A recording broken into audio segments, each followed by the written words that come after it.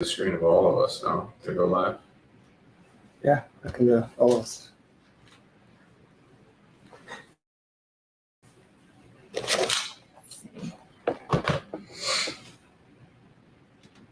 I think we're live.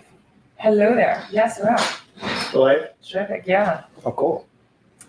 So welcome everybody. We decided to do a little field trip today. Yes. It was awesome in Dedham. Dedham, Massachusetts. Yeah. A lot of action here. Tell us all about it.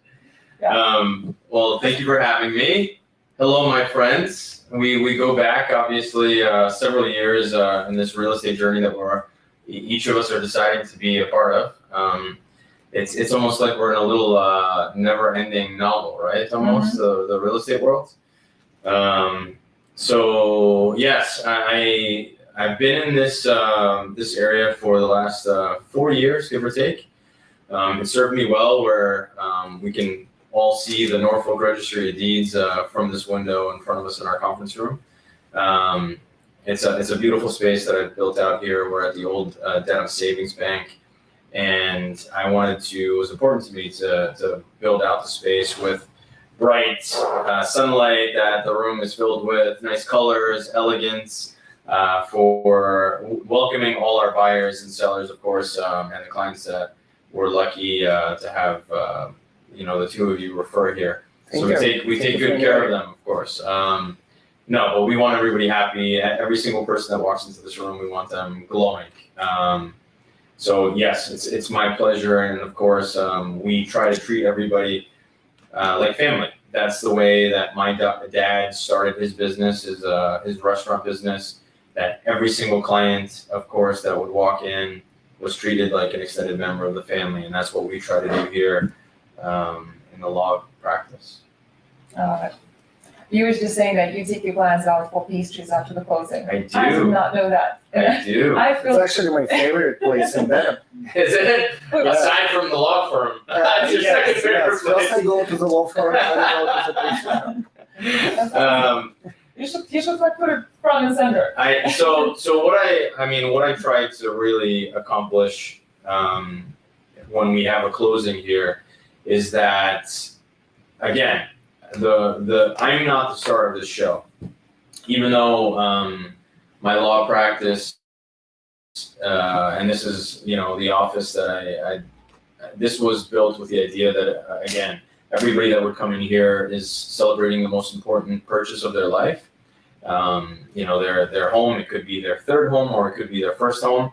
So we try to roll out the red carpet for them specifically, and I'm not the star. I'm supporting cast. The star are the home buyers or the home sellers, and we want them to feel like $1 million. And yes, my little cherry on top at the end of every closing is there's a local bakery in walking distance here. No matter if it's raining, snowing, or if it's a beautiful day, we'll walk over, and I tell them, there's a 3 pastry minimum. Each. Yes, each person, even the realtors, there's a 3 pastry minimum. That could be croissants, cupcakes, whatever it is. But honestly, it's an open tab because I want them to literally pick anything. And the owner of the bakery, of course, he knows. There's something going on there. Backroom deals going on. Yeah, right. No, but what he says is that he tries to make the tab go higher. So he says, you're a new home buyer, right? Well, you need to buy for your neighbors. So he tries to increase his business, and of course, I'm happy to buy for the neighbors as well as a little warming gift. But no, in all sincerity, it's just a very simple gesture to show that this is not about us. It's about the moment, and we want them to go home with something sweet for them to remember it by. And of course, it makes our loan officer partners and our realtor partners look like $1 million as well, because we're the last people that they see, and our office and the attorney. So their last memory is, of course, signing papers, which could give them a little bit of carpal tunnel. But of course, they're treated with something sweet at the end. Yeah, I love it.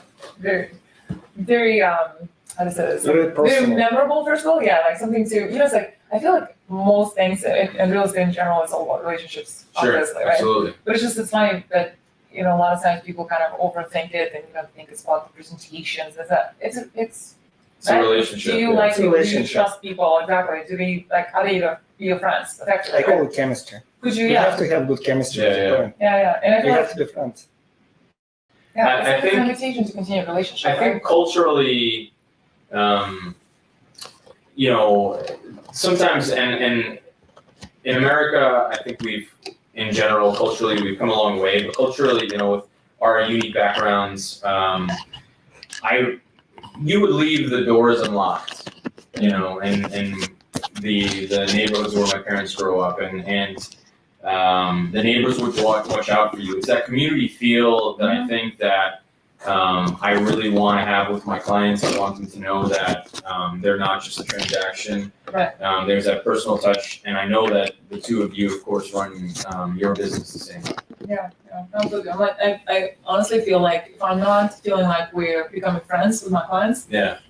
what exactly? You always Yeah. do better work for people that you like, and vice versa, right? Exactly. Yeah, very cool. Exactly. So what are your, like, I don't know, maybe just give us like a pulse on the market that from your perspective. Like, are you seeing a lot of people, I mean, I'm assuming there's not any refinancing going on, but what are you seeing as far as people, like, people investing as much? Are they downsizing? Are they, a lot of people kind of having some maybe, My wholehearted, honest opinion, and that's a good point about refinances. Refinances right now are done essentially maybe out of necessity. The refinances could be from divorces, unfortunately, where one spouse is buying out the other's interest. That could be a court order or a judgment that was made based on a divorce. Other refinances could be because, unfortunately, with the inflation and costs, people are racking up debt, so they're taking out equity from their homes, essentially. Right. Taking out an equity line or refining where they maybe had no debt on it, so they have to pay bills.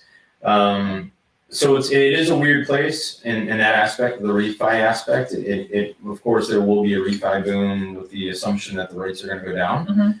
Even if the rates go down to 4.5, 5, I think there'll be a huge refi boom because there were a lot of purchases over the last year and a half that were 6.5, 7%. I am right now still seeing purchases at 7%. And, I think our parents kind of tease us in saying that, hey, when I bought my first house, it was 13, 14%, so you still have it good.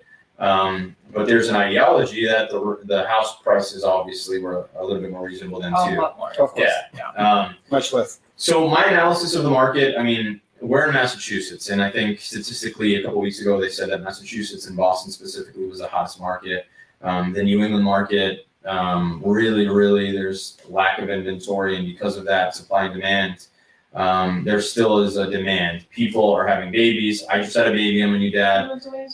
Thank you very much. So, they want to move out of their townhouses and find a home. So they're buying out of necessity, and it's still a beautiful thing. I mean, even if the interest rate is 7%, you want to size up. And yes, some people are sizing down and moving to different states where income taxes might be a little bit more favorable, of course, because they are high here. But I had, I think I mentioned before we went live with everybody that I had 11 closings last week. It's still hot. It's Massachusetts is still busy. It's not as busy, but again, supply and demand. The weather's turning. People are looking more at houses, and I still am a big believer that the two of you will be very busy this spring. Yeah, no, I'm feeling it. Yeah, it's not I feel the as same way. busy as like maybe a couple of years prior in terms of like just the sheer volume. But I mean, I'm not supposed to be busy because on any given offer, on any given house, I feel like there's at least 5 offers, right? So just generally speaking, there's definitely plenty of demand. Question is, how much more supply we can get? I think it's also kind of psychological transition when people wait for too long, the interest rate goes down. And at some point they realize it's not going to happen. Yeah. I need to buy the house. I need to find the place to live at. And at some point, hopefully, again, it just takes time for people to adjust. Right. there's, you have to use the professionals as a resource, as your Swiss Army knife. They can introduce you to a lender who can be strategic. Because the goal is that you will be refining if you are buying in this market. So maybe get a 5-1 arm, maybe get a 3-1 arm. Or buy down. Right? I mean, buy down. Yeah, there are a lot of loan officers that are being strategic to have the realtors negotiate almost as like a seller credit as a buyer buy down, where you do that in the purchase and sale agreement or in the offer, and the seller essentially as part of the deal is buying down your rate, and that's a strategy, of course, that can be used in this market. Exactly. Yeah. Do you guys want to talk about the favorite subject of the last couple of weeks, which is the NAR settlement? Sure. I feel like I've only made like a couple of sarcastic comments on it. I feel like I would probably want to like unpack it a little more. Sure. I made a post on my professional, I should say semi-professional because of my personality, right? I think even in this industry, you have two wonderful realtors here in front of you, Instagram world, where we are professional, but in the same sense, I think it's important to show that we can grow our hair during COVID, or of course, smoke chicken for the clients. And of course, you're a fashionista, so you have to say, I always thought so. So we have our own little flair that we bring into the industry. But that being said, on the Greek lawyer Instagram accounts, I made a post about the NAR settlement, and it's still pending judge approval. But of course, I'm happy to peel back the layers of the onion and analyze it deeper with the two of you. So what is my quick analysis, right? So in July is when the changes would be starting to be implemented. They're saying that you cannot now list your co-broker split on MLS because it's with the idea that the buyer's agent was not being sincere with their clients, and they were pushing their clients towards the houses where the co-brokes maybe had a bigger split. I think you made a post that is accurate, that was sarcastic in the sense that I never knew we were getting 6 to 7%, right? I knew. But honestly, myself, I don't know, maybe it's wrong, but I never ever looked at how much they're going to pay me. I don't care. I mean, it's the last thing I looked at MLS. What's my compensation? Yeah, and you're absolutely right. The good realtors out there won't. They're looking for the best house. I think it's maybe they're using the deductive reasoning of maybe there's one bad egg out there, which was swaying the clients. Nevertheless, I still think that the majority of realtors out there are of course, using good faith.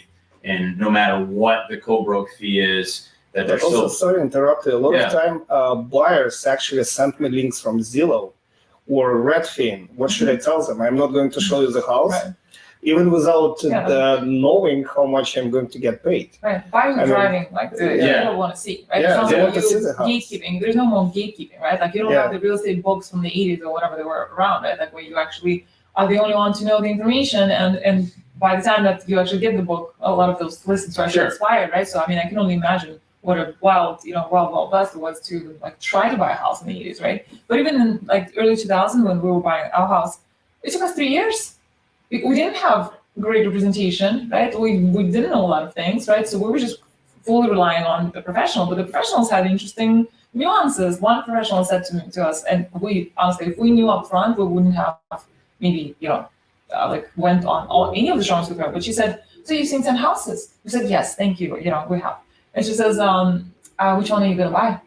And all of them were old, had an awful smell, were the wrong layout, the wrong everything. We're like, well, not neither. Right? Yeah. And she goes, well, how many houses do you think I should show you, right, for you to buy a house? And honestly, that was not the expectation set in the beginning. So for those kinds of things, I would encourage more transparency, more clarity, right? But to say that, somehow if the seller doesn't pay the buyer's agent, that's somehow it's going to benefit the seller or the buyer is nonsense. Literally, it's like, I have a wonderful product.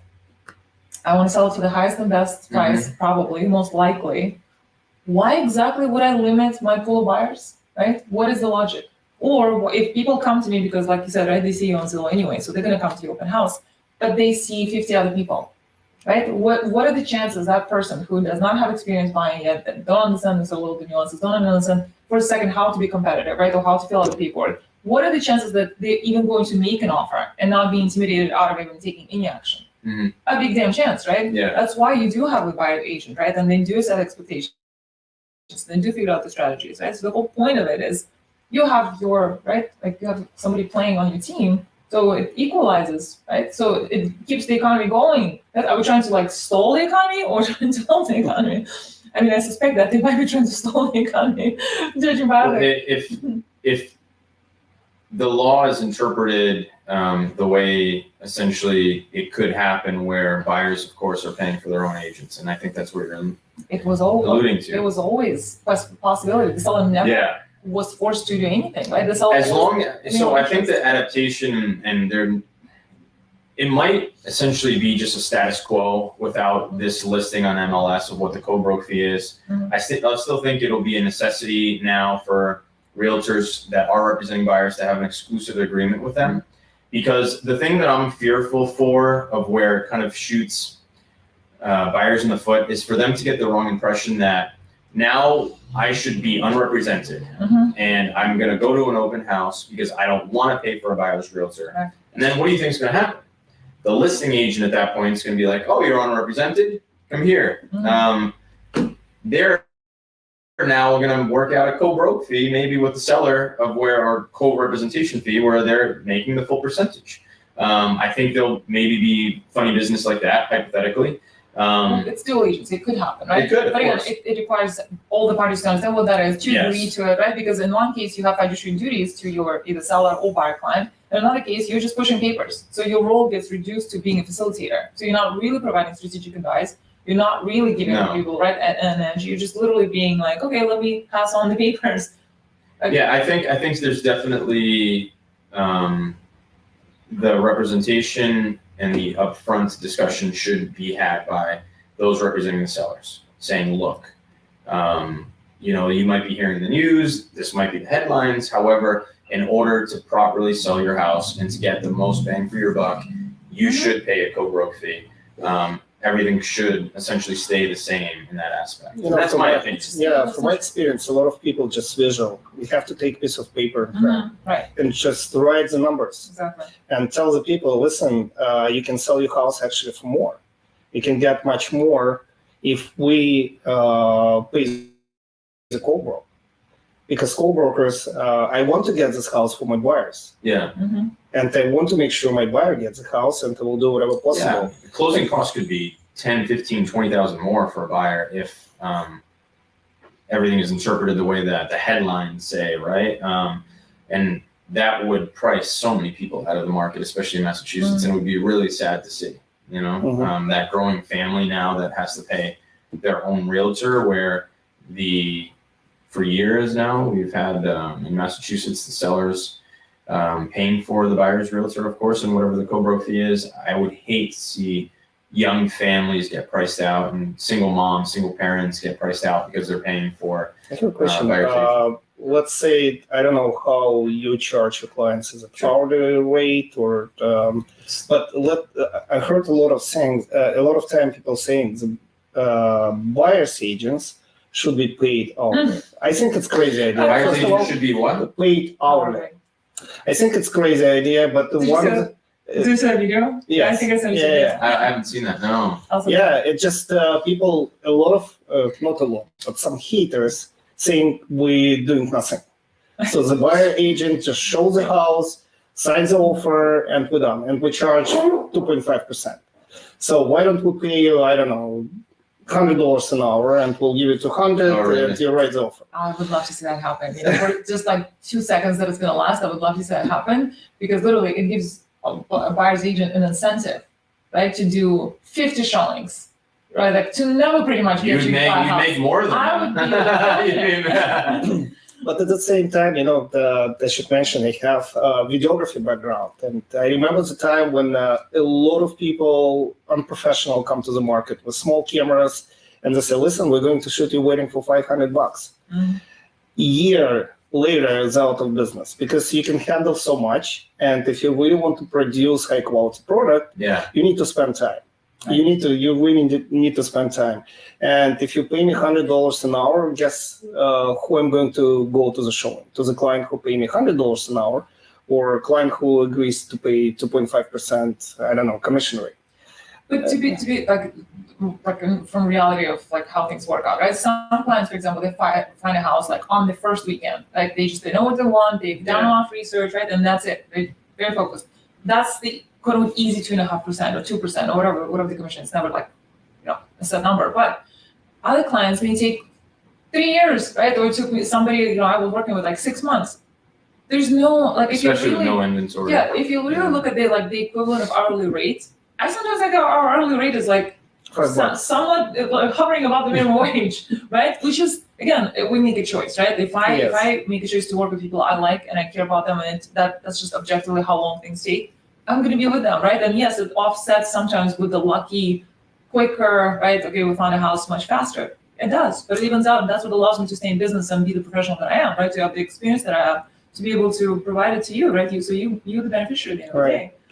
But at the same time, I agree with you. It should be exclusive agreement, and it's up to me, and it's up to the client what to offer, what kind of terms. If you want to pay by hour, I'll think about it. If so, it would be great to have agreement with the buyer. Yeah, I mean, if I had to guess, I think that things will maybe be weird in the beginning with some of the changes that are being implemented. But I think we're going to go back to the same norm, essentially, of what we have here. Yeah. But it's really up to the listing agents and clients that represent sellers that have that re-education almost with their clients on what works, and that's my opinion. But you asked about how attorneys get paid. If an attorney is charging you per hour for a straight seller representation or a buyer representation, then they're most likely not a real estate attorney. They're most likely a litigator or someone who is the norm is for them to get paid per hour. Sometimes we get paid per hour on large scale commercial deals. If we're buyer rep but we're not lender rep, where we're having to maybe do some Secretary of State filings, things in which are more commercial aspect, we'll charge by the hour. But on a straight residential real estate deal, the attorneys that know the industry know that it's a flat fee. And that, like you said, if we were paid by the hour, it probably would be a lot more financially beneficial because there are certain deals that some of our other law firms that we have to deal with, unfortunately, don't always record a discharge, where we have to now represent a seller where a discharge should have been recorded, but it wasn't during COVID because everything was getting recorded during COVID. So more hours are spent in terms of correcting certain things that happened in the past. And then on a buyer representation, there could be a million different things. There could be use and occupancy agreements that are being negotiated. You could have holdbacks because of inspectional issues or septic tanks didn't pass, right? Inspection, a number of different issues of where more time is allotted to. But no matter what happens, the industry has definitely set a standard of where it's a flat fee for buyer rep and seller rep. Yeah. That's cool. Yeah, makes sense. Interesting. Yeah, it's just honestly, like at the end of the day, I feel like it's all about incentives, right? Like you are more incentivized to do quality work efficiently. You set up your systems, your office, right? Your assistants, like everything that you have is basically set up to be of high service in the shortest amount of time, right? And that's the incentive, right? Like the flat fee allows you to kind of be very concrete and, you know what I mean? Like that model works for you, but look, there's certain times where, my office and me specifically, I'm really not motivated by the money whatsoever. And that's a sincere aspect of the practice that we have.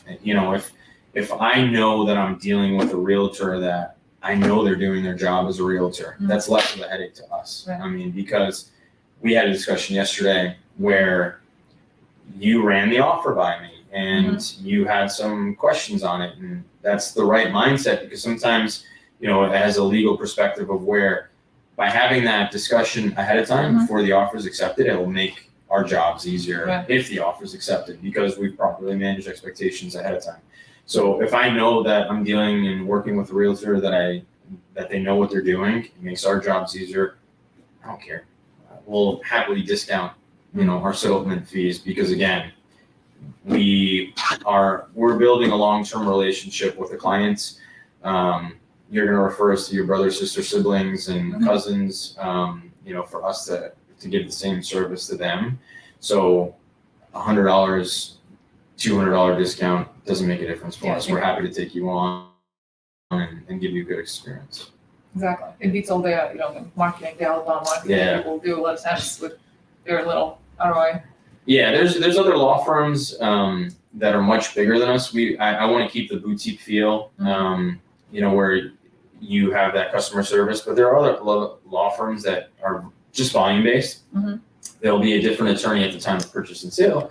There'll be three different paralegals during the transaction, and then a different attorney based on location who maybe because there's 3 closings in Quincy, that attorney, no matter if it's their file or not, will be doing the closing in Quincy just because of demographics. That's not us. The same attorney that is negotiating your P&S, me, will be the attorney at your closing, and I'm familiar with the deal from the beginning to the end. The other big boys are volume based. Yeah, and it's all about priorities, right? And going back for a second to what you were saying before, people, when I was starting out in 2008, my stereotype was I was coming from a corporate background. My stereotype was still, a certain look, certain sort of vibe, certain even, sort of set of words you use, right? And honestly, I think more and more people are getting the whole idea of look, being professional does not mean being inauthentic, right? It's sure. You have to be yourself. I mean, you can only be a persona so long, right? And I think it's the social media funny enough, as much as there's so much superficiality there, but what it also has done, it's actually kind of filtered people who are all about rah, be yourself in chest, number one, whatever, which was very typical for real estate industry, right? Like in 2008, especially. They give a lot of awards in real estate. And it was tiring. It was literally tiring, just to hear all these people saying, "I am number one." I said, "Oh God!" I know. I'm number one. Yeah, exactly. How's that possible? Exactly. No, but it's so inauthentic, and there's no substance, right? So at the end of the day, what are we really doing, right? Are we building a relationship? Is there trust that grows, right? And are there better solutions that we're finding because we care enough to spend more time and sit with the question, right? Because a lot of times people are like, well, that's impossible. You can buy a house, goodbye, right? And people get discouraged, right? And they might take a 5-year pause just because they feel like, well, they just don't qualify. What are you going to do? Or you could sit down and you could say, let me talk to a few people and see, is there some creative solution, right? So I feel like, we should be authentic. We should not just be personas. So I love that. You're the Greek lawyer self. As much as you want. Anyhow, okay, so we are going on, half an hour? Is there anything you guys want to throw in just, as I don't know, are there any events coming up or should we maybe create an event at your office since you were so welcoming? My pleasure. I like in your space. Yeah. Thank you very much. No, this office is, it's where I come on a daily basis, but again, it's not really for just me, it's for our clients and our realtor partners and our loan officer partners. I'm happy to have an event with you two, and we can do something fun. I know there's a lot of realtors that have questions, and I encourage them to reach out to me to give my legal analysis on the NAR settlements and any MLS changes.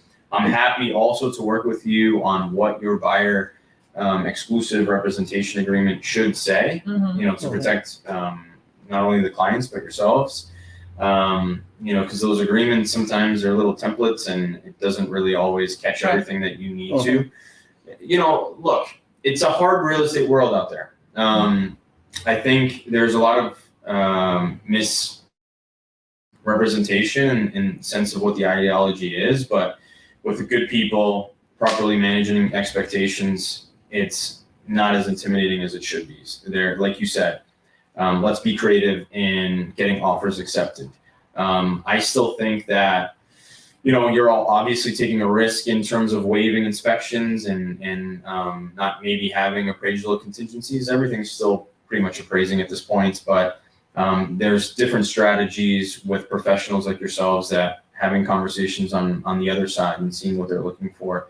It's funny because if a seller has lived in a house for 40 years and it's hard for them to leave. Mhm. They're not always looking for the highest offer. They're looking for almost the best fit. So sometimes a letter with a family photo helps, depending on the house. Do people still do?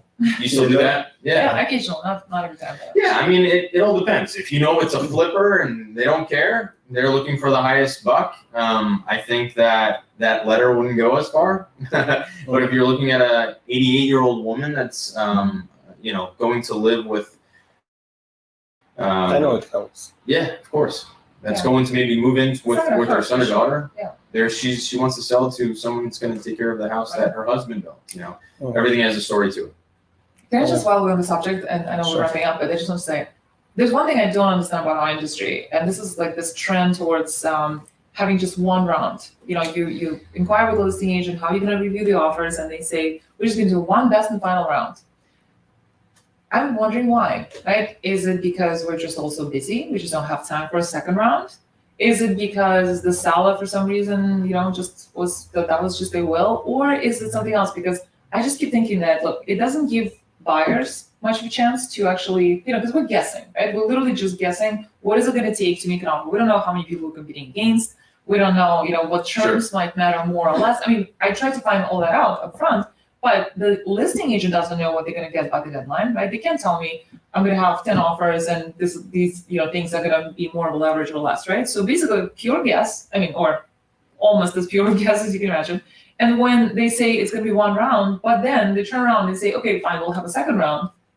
Again, why not just have the second round from the beginning, right? And also, maybe why not be a little more transparent, right? Because, for example, for the sellers, in the seller's interest, right? If the seller wants to get the maximum, right, but also they do care about other terms, why not actually say, at least give a clue where the numbers are, right? What is it, what makes it secret? Like, what justifies? Now we're talking about honest sellers.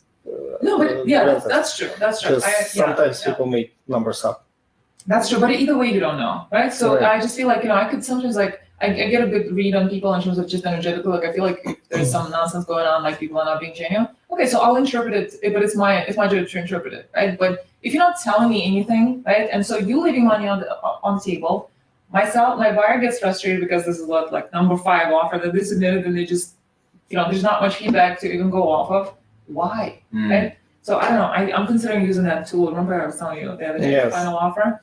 Yeah, where everything is like, it's like semi-auction-y. It's not really an auction, but it's basically, it allows you to actually keep bidding up to whatever number you're comfortable with, right? And it's automated and it's more, you actually get a notification, so you're not relying on the listing agent reaching out to you, right? It's actually the system that says, hey, you said you're interested in this property, well, it just received an offer, right? So is that program something that's like internet based, of where everybody submits the offer through that? Kevin Caulfield, I think there's a website. It's called finaloffer.com. So basically, you can list as a listing agent. I see. You can put your property on there, and so you would have to, the listing agent would have to field the offers through that software. They would have to list it exactly, and then buyers can But it's just, at least it gives people a fair chance, right? The seller knows that they've got the maximum that the market was willing to give. The buyers know they've done their best, right? So there's no such thing as regretting, oh, I wish I gave 10 grand more, right? Sure, or I gave 50 sure. grand more. It's just.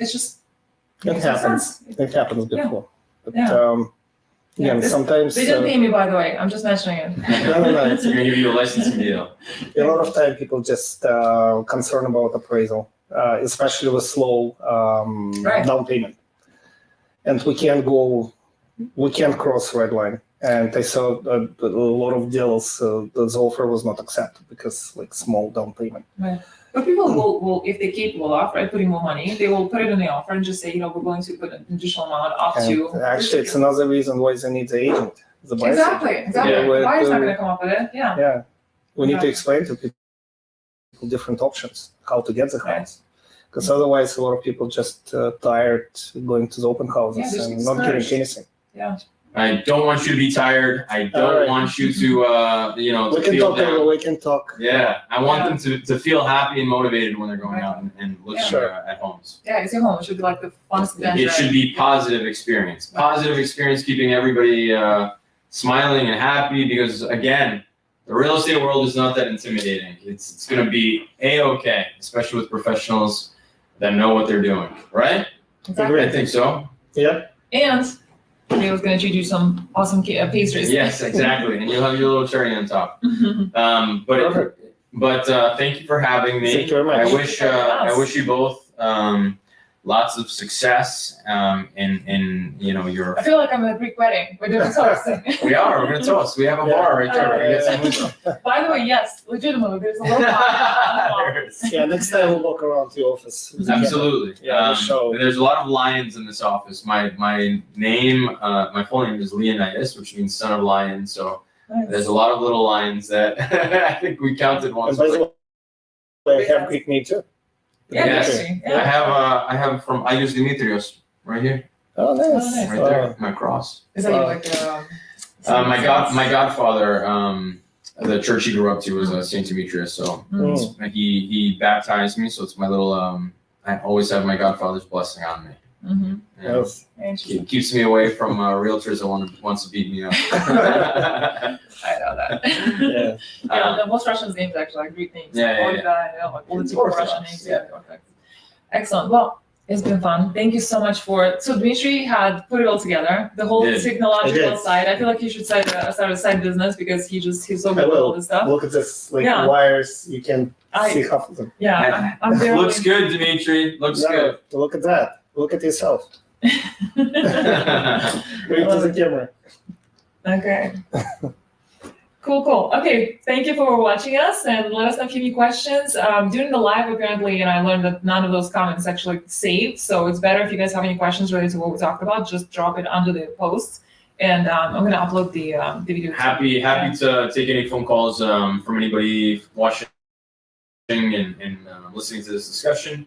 781-613-0300 is our office line, and leo@law.com, LEOATLAW.com. And on Instagram, I have a couple. My one I'm really pushing for the legal world is The Greek Lawyer.